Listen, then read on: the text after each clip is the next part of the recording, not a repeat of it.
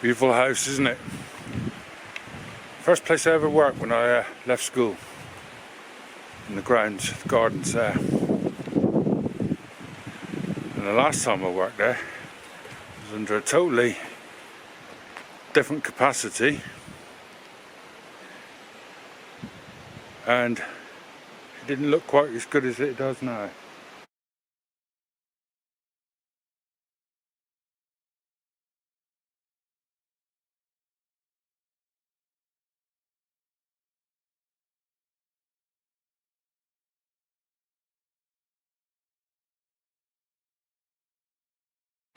But that isn't what we've come to see. It just happened to be on the way. Right. I don't know if you can see these fields. Beautiful. We're in the foothills of Dartmoor today. And I'm going to go and see if we can find a tower in the woods. Which I believe is an old folly, possibly to do with this place, but I'm not 100% sure. It might be like a little hunting shack, I think. Anyway, let's see if we can go and find it.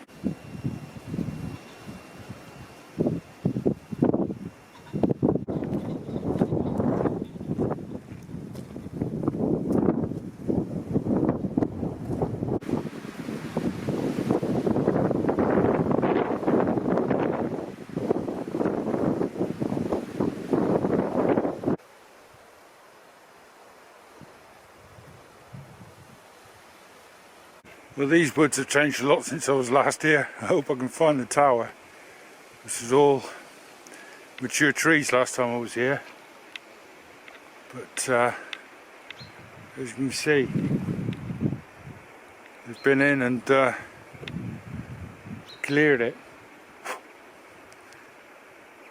Still, beautiful smell of pine here. Shame this isn't smelly vision. It's absolutely gorgeous in here. Right, I'll bring you back when I find the tower.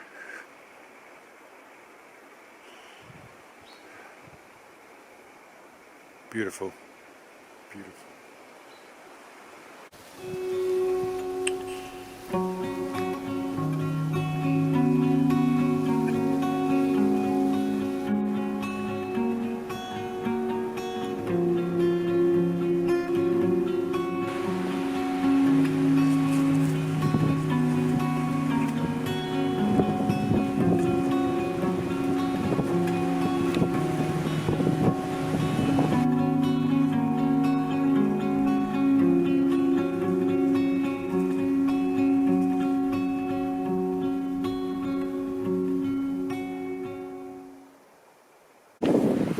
Made my way out of the pine forest.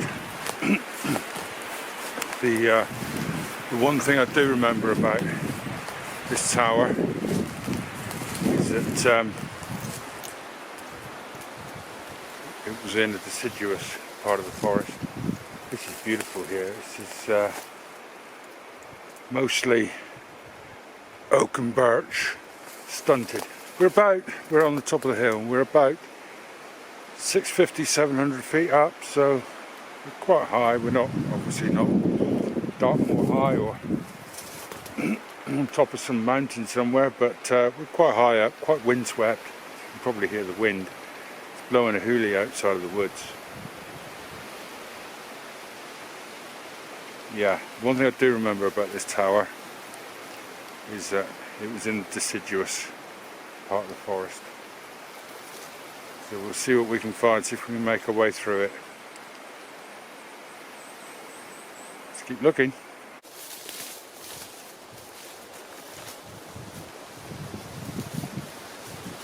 Well, we found it. It's not quite as I remember, but it's a bit fairy tale. I wish somebody'd actually come and do some work and do it up. Let's go and have a look. I don't know if the sun's in the right position for you to be able to see it. It's over there. Let's go and have a look.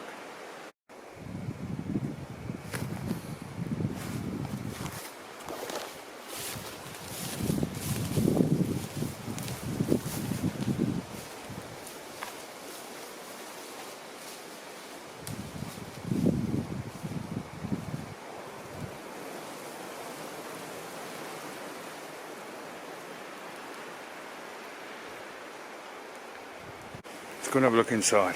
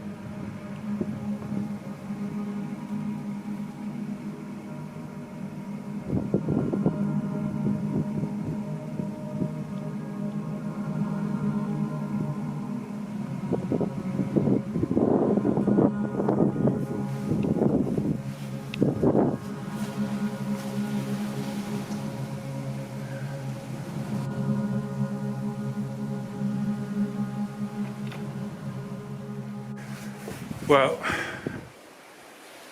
it's just stunning, this building. It really is. In the middle of the woods, 700 feet up. It's just brilliant. Absolutely brilliant. I don't know anything about it. Anything at all. What we have got, obviously 2 floors. Plus at one time I would have thought, looking at it, the ceiling would have been pitched, almost sort of, I can't think of the right word, but I don't think it was a flat ceiling anyway. I think it would have been pitched up. But we've got a fireplace here on the first floor, a fireplace here on the ground floor. So it wasn't a folly. I don't think it was a folly. It's got very stout metal hooks for the door. And because of where it is, in the middle of the forest like this, and it is quite a big forest by southwest standards, let alone southern England standards. I reckon it was a hunting lodge.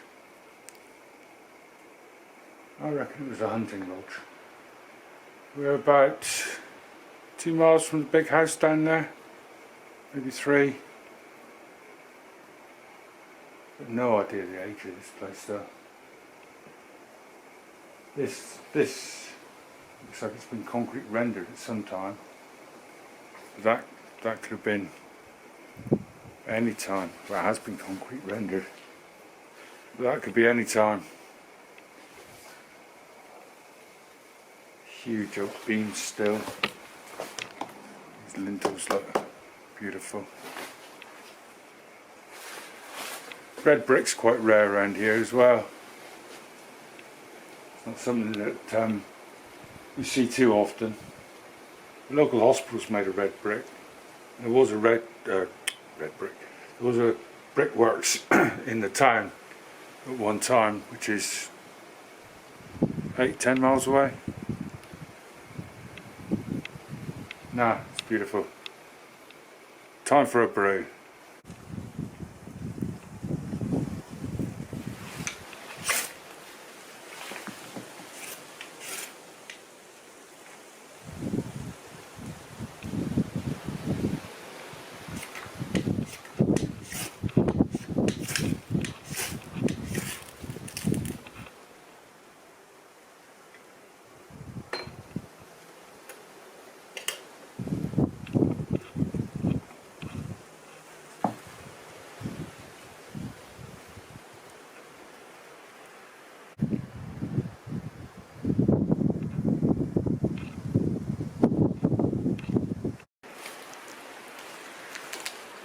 While my kettle boils, I just want to have a quick word about these.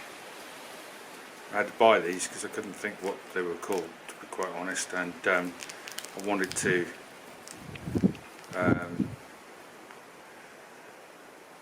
show you what I mean. They're single use 3-in-1 coffees. I can understand why people would want to use them. They're light, they're easy, they don't take up much space, but they're single use. What you're left with is a piece of plastic at the end of the day. Now, for outside people, country people, or people that just love the country,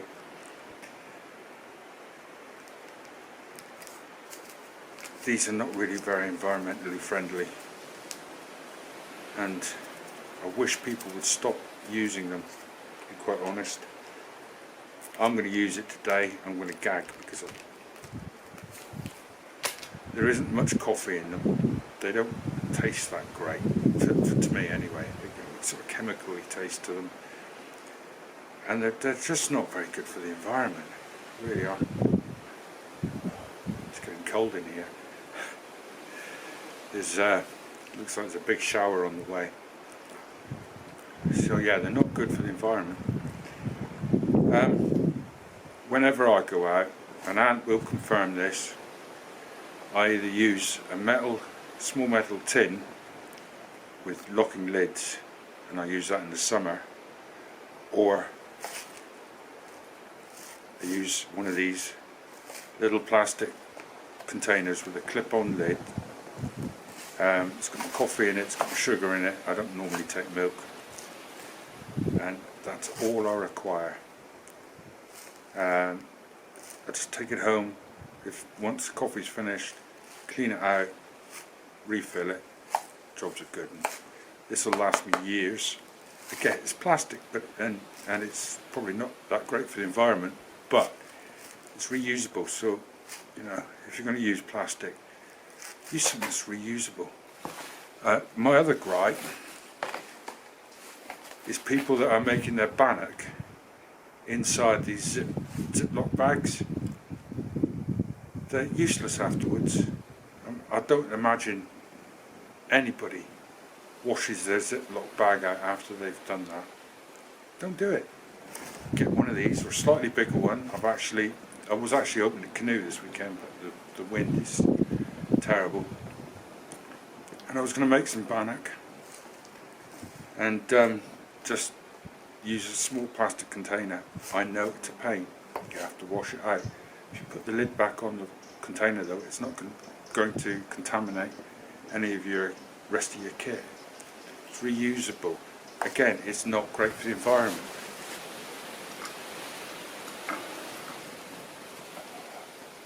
Flame was getting a little bit too close to the cook, so yeah, it's not great for the environment, but you're outdoor people. You know, stop wasting plastic. Stop wasting plastic. And we've got all of this leave no trace stuff, but at the end of the day, you're leaving a trace if you're taking your plastic home and sticking it in the bin. I don't know. It's not really a rant, it's just my take on things. Let's stop using these one-use, single-use coffee sachets, which are extremely handy, I've got no doubt about that. Got a wasp hanging around the camera now. I can't believe how cold it's suddenly got. Let's stop using them. Let's start using good old Tupperware again. We were using them in the 80s, 70s. I've got a feeling we were using them in the 70s as well. I can remember my sandwiches going to the beach with us in Tupperware boxes. Let's get back. I know it's a pain, it takes up a lot of space in your rucksack, but let's just get back to, well, basics basically. Right, my kettle's nearly boiled, so I'm going to have a brew. Not a rant, I'm not having to go at anybody, it's just my personal feeling. Right, brew time.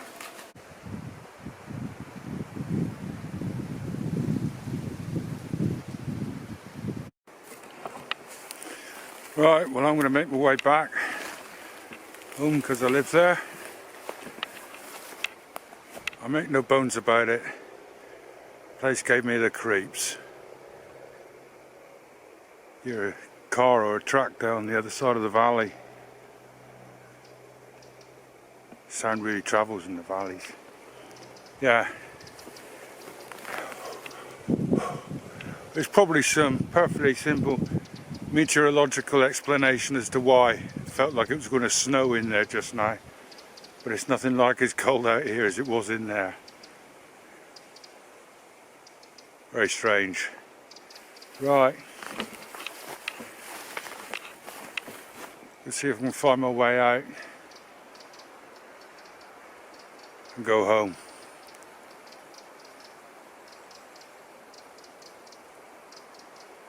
Bird telling everybody that I'm here. Don't know where she is. She's in the bushes there somewhere. Catch you on the next one.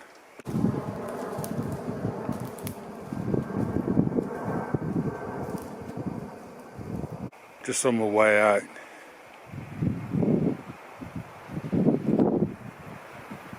It's like TA Outdoors or Survival Silly's been here. Buy a tent or a tarp. It's far drier. I've slept in one of them. Bloody horrible. All you could hear all night was insects. Right. Now I really am going.